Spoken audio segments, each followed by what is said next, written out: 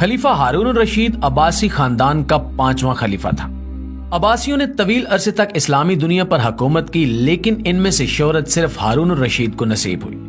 हारून रशीद के दौर में एक बार बहुत बड़ा कहत पड़ गया। उस कहत के असरात समरकंद से लेकर बगदाद तक और कूफा से लेकर मराकश तक जाहिर होने लगे।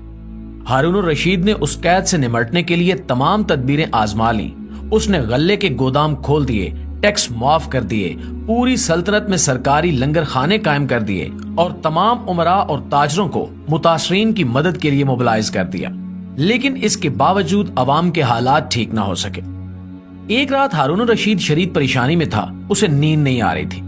टेंशन के इस आलम में उसने अपने वज़ीर आज़म यह्या बिन खालिद को तलब किया। यह्या बिन खालिद हारून रशीद का उस्ताद भी था। उसने बचपन से बादशाह की तरबियत की थी। हारून रशीद ने यह्या बिन खालिद से कहा कि उस्ताद मोहतरम, आप मुझे कोई ऐसी कहानी, कोई ऐसी दास्तान सुनाएं जिसे सुनकर मुझे करार आ जाए। यह्या बिन खालिद मुस्कुराया और अर्ज की कि बादशाह सलामत, मैंने अल्लाह के किसी नबी की हयात तैयबा में एक दास्तान पढ़ी थी। ये दास्तान मुकद्दर, किस्मत और अल्लाह की रजा की सबसे बड़ी और शानदार तशरीह है। आप अगर इजाजत दें तो मैं वो दास्तान आपके सामने दोहराऊं। बादशाह ने बेचैनी से फरमाया कि या उस्ताद फौरन फरमाइए, मेरी जान हलक में अटक रही है। यह्या बिन खालिद ने अर्ज किया कि किसी जंगल में एक बंदरिया सफर के लिए रवाना होने लगी तो उसका एक बच्चा था, वो बच्चे को साथ नहीं ले जा सकती थी।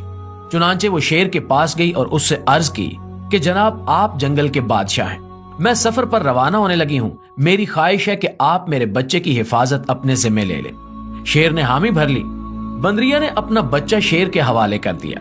शेर ने बच्चा अपने कंधे पर बिठा लिया और बंदरिया सफर पर रवाना हो गई। अब शेर रोजाना बंदर के बच्चे को कंधे पर बिठाता और जंगल में अपने रोजमर्रा के काम करता रहता। एक दिन वो जंगल में घूम रहा था कि अचानक आसमान से एक चील ने नकब लगाई, शेर के करीब पहुंची, बंदरिया का बच्चा उठाया और आसमान में गुम हो गई। शेर जंगल में भागा दौड़ा, लेकिन वो चील को ना पकड़ सका। यह्या बिन खालिद रुका, उसने सांस लिया और खलीफा हारून रशीद से अर्ज किया कि बादशाह सलामत चंद दिन बाद बंदरिया वापस आई और शेर से अपने बच्चे का मुतालबा कर दिया। शेर ने शर्मिंदगी से जवाब दिया कि तुम्हारा बच्चा तो चील ले गई। बंदरिया को गुस्सा आ गया और उसने चिल्लाकर कहा कि तुम कैसे बादशाह हो, तुम एक अमानत की हिफाजत नहीं कर सके, तुम इस सारे जंगल का निजाम कैसे चलाओगे। शेर ने अफसोस से सर हिलाया और बोला कि मैं जमीन का बादशाह हूं, अगर जमीन से कोई आफत तुम्हारे बच्चे की तरफ बढ़ती तो मैं उसे रोक लेता, लेकिन ये आफत आसमान से उतरी थी और आसमान की आफतें सिर्फ और सिर्फ आसमान वाला ही रोक सकता है। नाज़रीन, ये कहानी सुनाने के बाद यह्या बिन खालिद ने हारून रशीद से अर्ज किया कि बादशाह सलामत, कहत की ये आफत भी अगर जमीन से निकली होती तो आप इसे रोक लेते। ये आसमान का अजाब है, इसे सिर्फ अल्लाह ताला ही रोक सकता है। चुनांचे आप इसे रुकवाने के लिए बादशाह न बने, फकीर बने, ये आफत रुक जाएगी। नाज़रीन, दुनिया में आफतें दो किस्म की होती हैं, आसमानी मुसीबतें और जमीनी आफतें।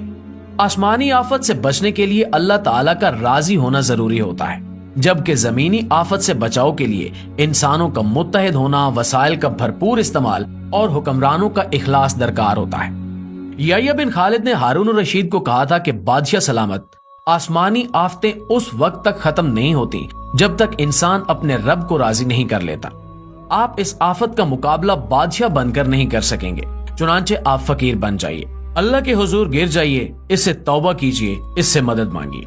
प्यारे दोस्तों, दुनिया के तमाम मसाइल और इनके हल के दरमियान सिर्फ इतना फासला होता है जितना माथे और जाय नमाज में होता है।